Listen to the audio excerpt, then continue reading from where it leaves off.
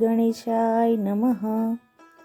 અન્નધનનો ભંડાર ભરનારી માતા અન્નપૂર્ણામાનું વ્રતની ઉજવણી કઈ રીતે કરવી તે આ વિડીયોમાં આપણે જોશું। મિત્રો, આપ જોઈ રહ્યા છો યુટ્યુબ આપણી ચેનલ ગામડાની મોજમાં આપનું હાર્દિક સ્વાગત છે। મિત્રો, આજના વિડીયોમાં આપણે જોવાના છીએ કે મા અન્નપૂર્ણામાના વ્રતની યથાશક્તિ દાન પુણ્ય કઈ રીતે કરવું, તેની ઉજવણી કઈ રીતે કરવી।